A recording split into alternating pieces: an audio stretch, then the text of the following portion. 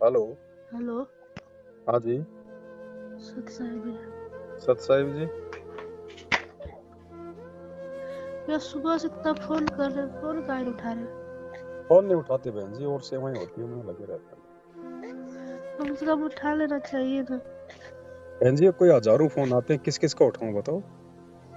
भक्ति नहीं करनी फिर हमारे को। भैया मेरा बेटी जो है ना, बहुत तबीयत खराब है। दवा है, इसको 3 जगह डॉक्टर से देखा है, लेकिन आराम ही नहीं हो रहा है, बहुत सीरियस ही हो रहा है। अब क्या बता सकते हैं बहन जी, तो परमात्मा से प्रार्थना करो।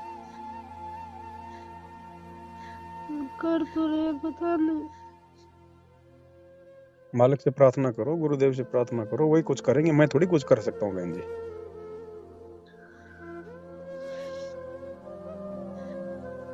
ये ये भी आपकी कमजोरी है जो आप मेरे से पूछ रही हो इस प्रकार की बातों के लिए। भाई ना मैं कोई गुरु, ना मैं कोई डॉक्टर, मैं आपको क्या बताऊंगा।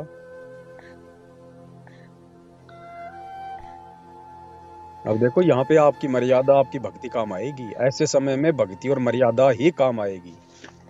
इसलिए परमात्मा कहते हैं मर्यादा मत तोड़ो, मर्यादा मत तोड़ो, भक्ति करो। अब मुसीबत में पता नहीं ऐसा क्यों हो रहा है, जबकि ऐसा कभी हुआ ही नहीं। तो ये कुछ तो हो साल सकता है, तो किसी को भी हो सकता है बहन जी। हरी बीमारी तो किसी को भी हो सकती है, कौन सी बड़ी बात है। और जब आज डॉक्टर को दिखाने गए तो बोल रहे हैं कि एसिडोफिलिया बढ़ा है। अब और कुछ भी हो ब्लड में सकता है, ये शरीर है, अड़मास का है, इसमें कोई भी रोग लग सकता है। हर आत्मा का असंख्य जन्मों का क्या पता क्या क्या संस्कार है। आपको तो अपनी बेटी दिखाई दे रही है, क्या पता पिछले जन्म में वो कसाई थी, उसने लाखों जीव मार रखे हैं, तो क्या अपना कर्म नहीं भोगेगी। ठीक नहीं हो रही है, बस दवाई दे रहे, ठीक नहीं। अब ठीक होना नहीं होना ये उसके कर्मों के ऊपर है, ये गुरु जी के ऊपर है। माता पिता अगर मर्यादा में रह के भक्ति करेंगे तो परमात्मा बच्चों को भी ठीक ठाक रखता है। अब ये तो आप देखो, आपने आपकी मर्यादा क्या है, आपकी भक्ति क्या है, उसी हिसाब से परमात्मा दया करेगा। ऐसे थोड़ी कि मुसीबत आई और हम गुरुजी के आगे चिल्लाएंगे तो गुरुजी हमारी बातें सुन लेंगे। 30 साल से गुरुजी चिल्ला रहे हैं, हमने भी तो उनकी सुननी पड़ेगी। अगर हमने उनकी सुनी है तो वो भी हमारी सुनेंगे। और इन चीजों को लेके बहन जी, अगर आप इस प्रकार से, अगर ये कमजोरियां हैं, ये बच्चों को लेके इस प्रकार से अपने मन में ये उदास हो जाना, चिंता पान लेना, तुम्हारा सतलोक जाने का नंबर आएगा, 2 दिन पहले तुम्हारा बच्चा जो हमल की बीमार कर देगा, फिर क्या करोगी तुम? डूब जाओगे अपने बच्चे की चिंता में।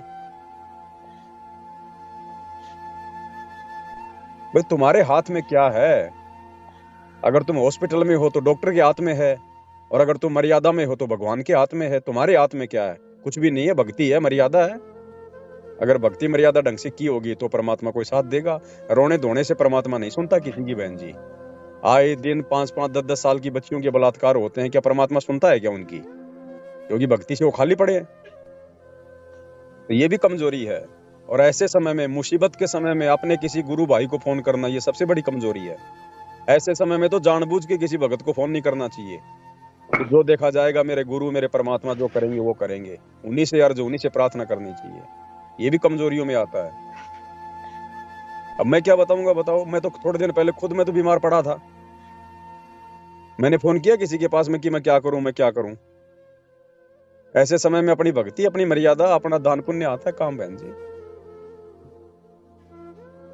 अब ये परमात्मा के ऊपर है। वो आपकी जो बेटी है या बेटा है, उसके अपने संस्कार के ऊपर निर्भर है। माँ बाप के संस्कार अलग हैं, बेटा बेटी के संस्कार अलग हैं। क्या पता पिछले जन्म में वो डॉक्टर जो तेरी बेटे का इलाज कर रहा है, वो क्या पता वो आपका बेटा हो, वो आपका बाप हो। आपको पता है कुछ इन बातों का? ये परमात्मा को पता है। वो परमात्मा देखेगा अपनी आत्मा के साथ में क्या करना है, क्या नहीं करना है। ये हमारी कमजोरियों में आता है। ये इस प्रकार से चिंतित हो जाना, हल्की फुल्की तो हो सकती है, लेकिन ये इस प्रकार की जो चिंता जो आप जाहिर कर रही हो ना, ये बहन जी भक्ति मार्ग में बाधक है। ये परमात्मा पे अविश्वास पैदा करती है। अब ठीक ठाक नहीं हो रही, आप मेरे को फोन कर रही हो, तो मैं उसको ठीक कर दूंगा क्या? मैं कोई भगवान से बड़ा हूं क्या? ये गलतियां हैं बहन जी, गलतियां सुधारो। मुसीबत के समय में तो बिल्कुल किसी की तरफ मत देखो, केवल अपने भगवान की तरफ देखो।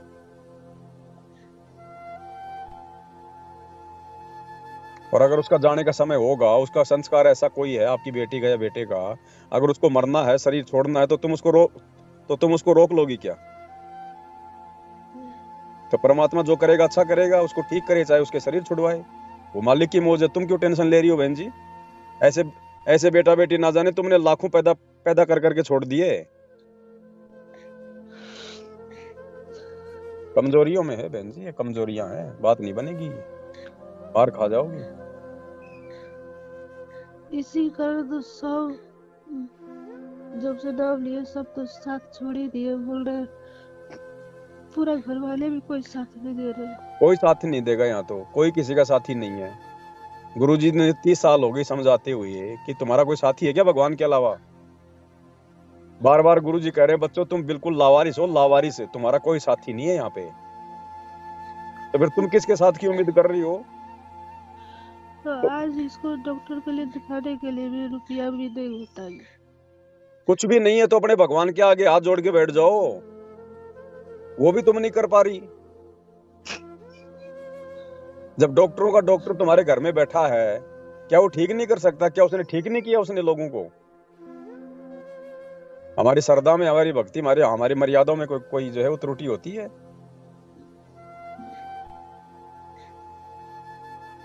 तो ये बहन जी अपने अपनी भक्ति मर्यादाओं के ऊपर, अपने अपने संस्कारों के ऊपर है। कोई साथ दे ना दे, किसी की उम्मीद मत करना यहाँ। और ना जरा भी हम अगर उम्मीद कर लोगी तो फिर हमारा मामला बिगड़ जाएगा।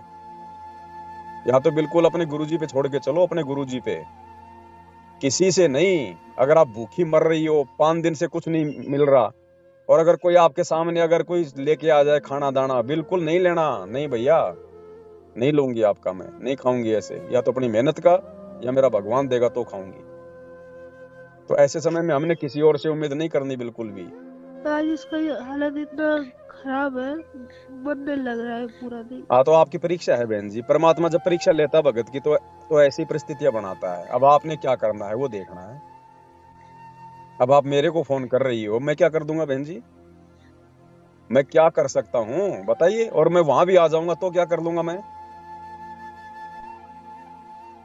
ये कमजोरी है। अपने सतगुरु से प्रार्थना करो, वो 1 सेकंड में पहुंच जाएगा, चाहे सतलोक में भी क्यों ना बैठा है।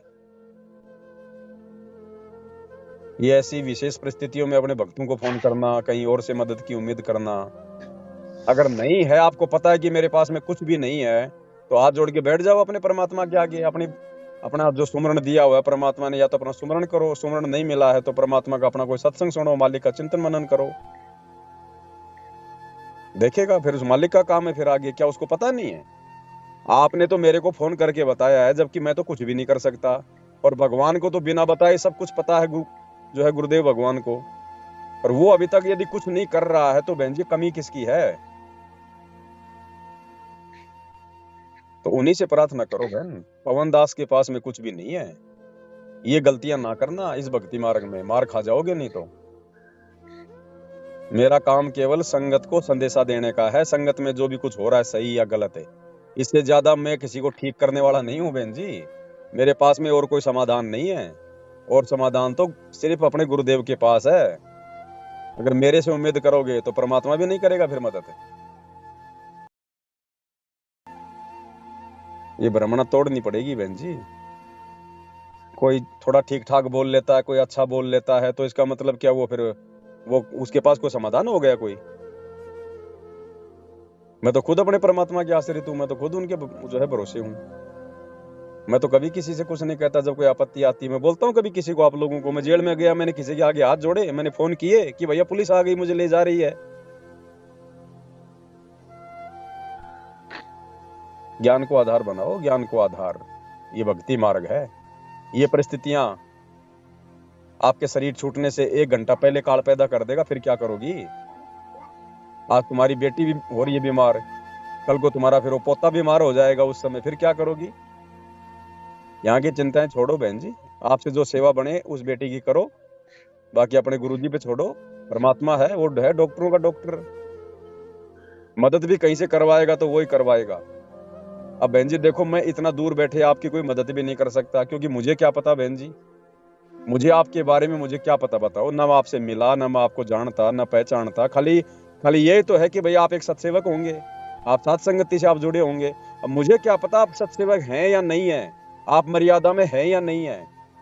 अब मैं यदि आपकी आर्थिक रूप से कोई मदद यदि मैं करूं तो बहन जी मुझे क्या पता उस पैसे का सदुपयोग होगा या फिर उसका दुरुपयोग होगा।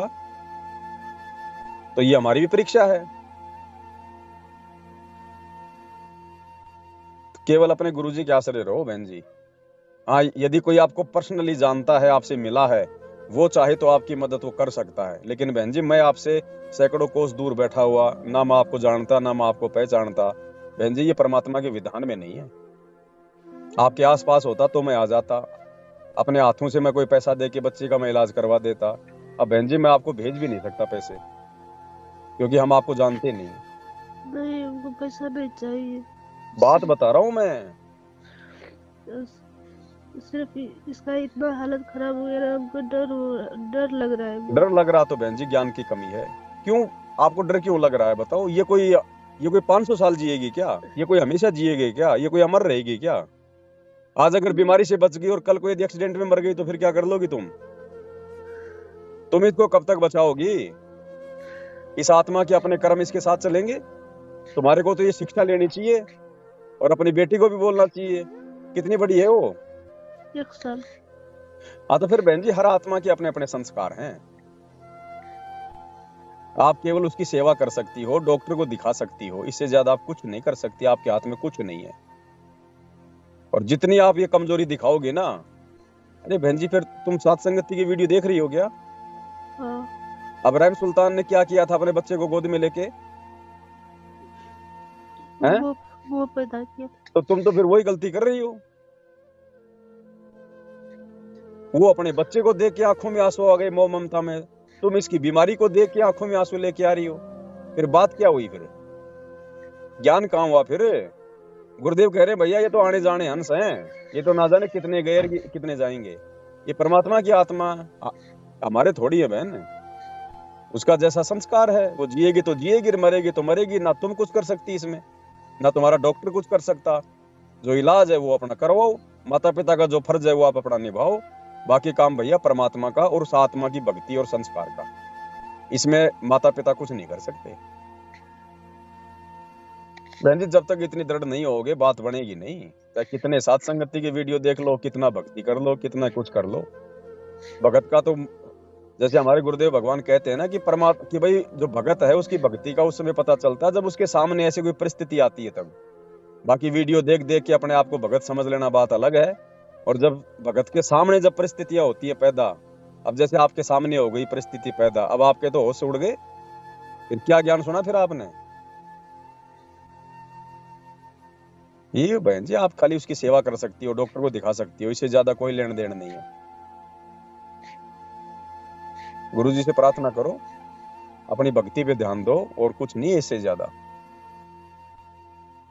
किसी को अपना मददगार मत समझो। अगर किसी को भी अपना मददगार समझोगी, अगर किसी भी उम्मीद से अगर किसी को फोन करोगी या वो याद करोगी, बहन जी परमात्मा नजदीक नहीं आएगा तब तक। उस समय तक परमात्मा नजदीक नहीं आएगा जब तक भगत कहीं और अपना देखेगा जुगाड़। तो बहन जी ना तो पवन दास, ना कोई और भगत भाई बहन, ना कोई और, केवल अपने गुरुजी में सुरती लगाओ, गुरुजी से प्रार्थना करो, वो चाहेगा तो 1 सेकंड में चंगा कर देगा। दुनिया के भरोसे तो बैठी रहो ऐसे। ठीक है बहन जी। सत साहिब। इस संसार में आपका कोई नहीं है, क्योंकि लावारिश हो तुम, लावारिश। या बेसिक चौधरी पाक रहे हो, थोड़ा सा सुख देख कर एक दूसरा परिवार में कहियो मेरा बड़ा अफसर बन गया बेटा, या कोई मंत्री बन गया। अब कोई आपत्ति आ गई ना और यहाँ से संसार छोड़ कर जाना पड़ गया, जब पता चलेगा तुम्हारा वारिश कौन है। तुम्हारा वारिश कबीर भगवान है, उसकी तुम सपने भी ना लेते। पर झूठे इस संसार के नातों को, इनको मैं तो देते हूँ। जगत का पेख ना पेखा, धनी का नाम ना लेता।